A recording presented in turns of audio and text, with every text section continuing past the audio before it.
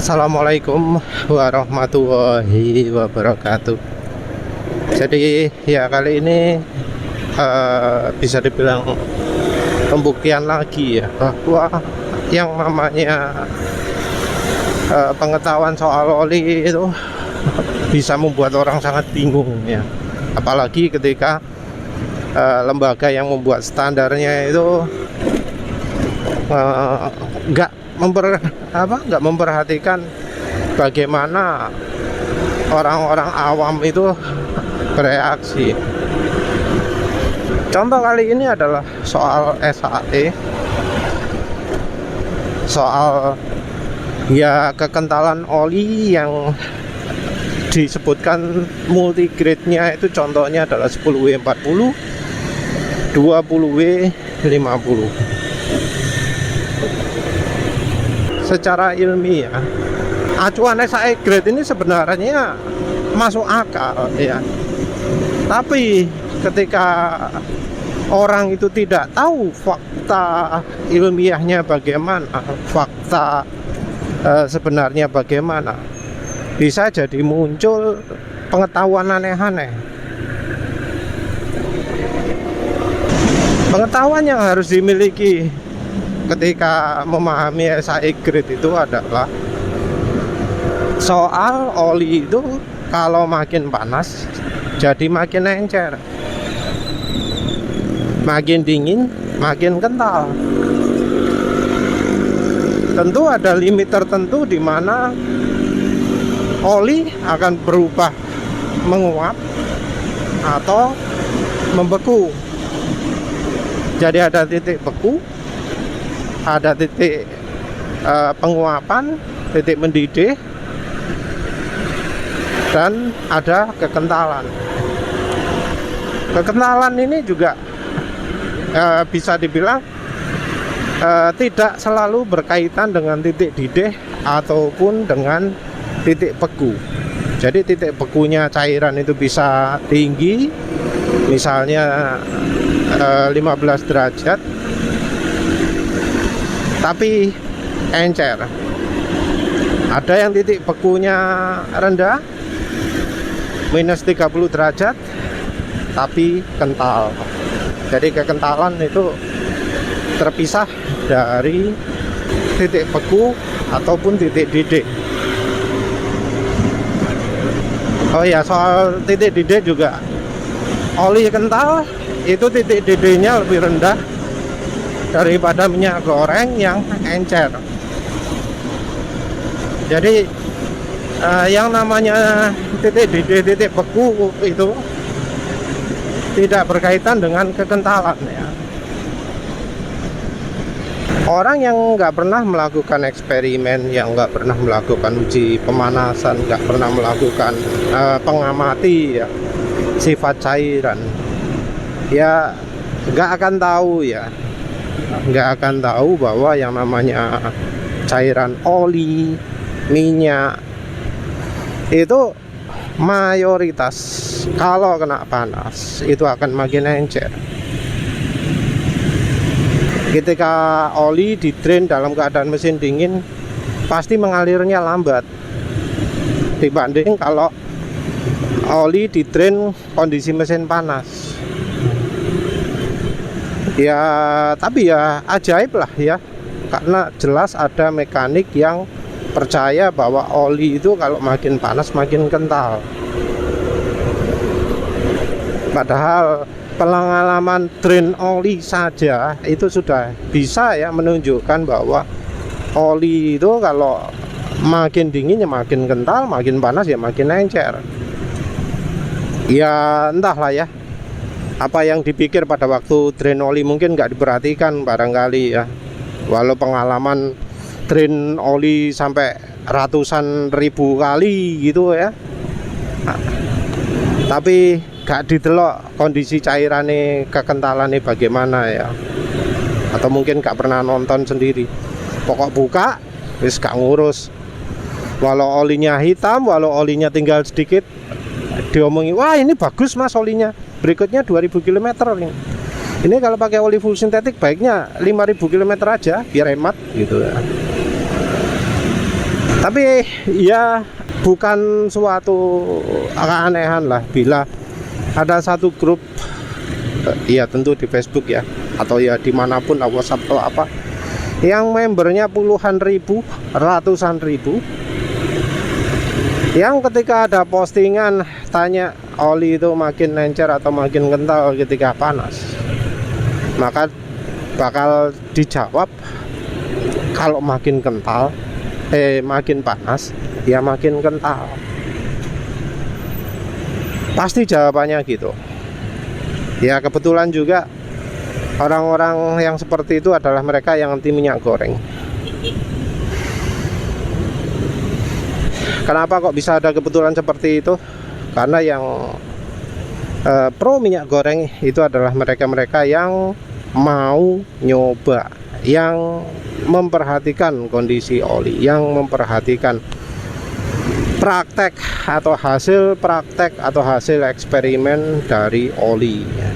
Sementara yang anti minyak goreng itu nggak pernah memperhatikan oli, nggak pernah memperhatikan kondisi ketika oli di drain, nggak pernah memperhatikan info-info real yang beredar. Karena ya orang itu nggak mungkin ngomong oli makin kental, makin panas itu makin kental, kalau dia sudah pernah lihat yang namanya produk datasheet, yang namanya informasi kekentalan oli pada sebuah produk atau informasi produk dari oli. Jadi oli mesin itu ada ya, yang namanya produk datasheet. Produk datasheet itu ya cukup banyak pabrikan oli yang posting. Biasanya ya tentu pabrik oli yang genah ya. Jadi ya kayak Pertamina itu punya Astrol, itu punya Shell, Shell itu rada rahasia-rahasiaan. Kalau luar negeri pasti ada. Oli apa mana ya? Oli Federal kayaknya pernah ada ya, pernah loh ya. Kalau oli-oli yang dijual di Amerika, di Jerman, Prancis, ono pasti. Kalau nggak ono ya itu merek yang aneh lah ya. Tapi oli-oli yang dijual di luar negeri itu mayoritas ada produk datasheet. Di produk datasheet itu pasti ada data kekentalan. Mayoritas kekentalannya lengkap. Yang minoritas kekentalannya mencakup juga yang HTHS viscosity. Juga data kekentalan di suhu minus berapa gitu ya. Di produk datasheet ini yang bisa kita pakai sebagai acuan untuk kekentalan dingin dan panas, namanya adalah kinematic viscosity. Kalau diterjemahkan bahasa Indonesia, kinematic viscosity ini jadi kekentalan kinematik, kekentalan ya. Jadi yang diomongkan orang-orang kan oli makin panas makin kental ya. Nah di situ kita bisa lihat ada viscosity di 40 derajat Celcius, ada viscosity di 100 derajat Celcius. Bahasa Indonesianya ada kekentalan di suhu 40 derajat Celcius, ada kekentalan di suhu 100 derajat Celcius. Suhu 100 derajat Celcius itu lebih panas daripada suhu 40 derajat Celcius. Dan bisa kita lihat pada angka-angka produk datasheet tersebut bahwa oli itu kalau di suhu 100 derajat Celcius berkali lipat lebih encer daripada suhu 40 derajat Celcius. Jadi itu merupakan data hasil dari pengukurannya pabrik oli yang menunjukkan bahwa oli kalau posisi panas itu akan lebih encer. Ya, sebenarnya banyak ya yang bisa kita pakai sebagai data, tapi itu saja sudah sangat cukup ya. Sudah sangat cukup. Bukti itu saja sudah ya, banyak pabrik oli yang posting informasinya. Kekentalan kinematik suhu 40 derajat dan 100 derajat. Banyak sekali ya. Hampir sebanyak produk oli. Tiap kekentalan mesti ono datane. Jadi tiap SIA grade itu pasti ada datanya sendiri-sendiri. Yang oli multigrade itu perbedaan kekentalannya antara panas dan dingin lebih sedikit. Makin besar perbedaan angka SIA grade, makin stabil kekentalannya, makin kecil perbedaan antara dingin dan panas.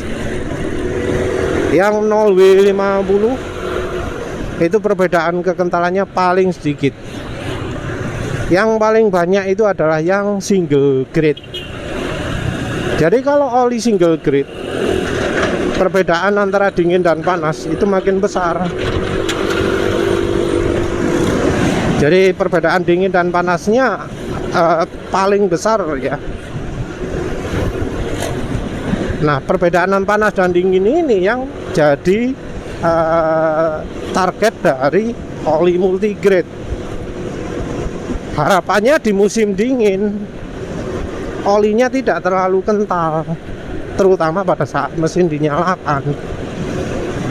Karena kalau terlalu kental ya berat ya, mesin jadi sulit menyala. Dan tentunya juga oli harus dalam keadaan cair.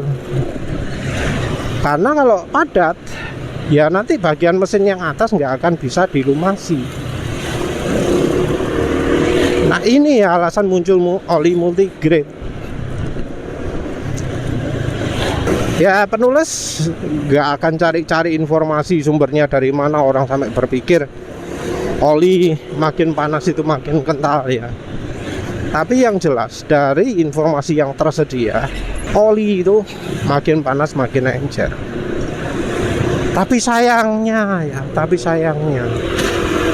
orang yang salah, penipu, pembohong itu sering jadi panutan orang-orang ya. Pembohong jadi idola orang-orang, sehingga omongannya dituruti kabeh, padahal salah dituruti. Yang hasilnya adalah ya banyak problem-problem yang terjadi. Dari banyak problem itu jadi muncul lagi kebohongan-kebohongan baru yang tujuannya adalah untuk menutupi kebohongan awal tadi. SIA grade itu merupakan salah satu puncak awal kebohongan yang membuat orang menciptakan kebohongan-kebohongan baru. Jadi ya semoga lah orang itu jadi sadar bahwa ya yang namanya SIA grade itu sebenarnya merupakan hanya indikasi.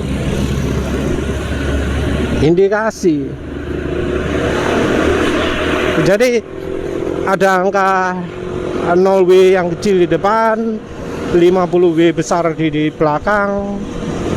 Itu maksudnya adalah ketika dingin ya, olinya punya kekentalan yang setara dengan oli 0W.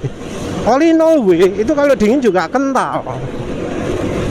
Tapi kekentalannya oli 0W itu lebih encer daripada oli 50W. Angkanya sama-sama besar, tapi oli 50W paling besar, jauh lebih besar.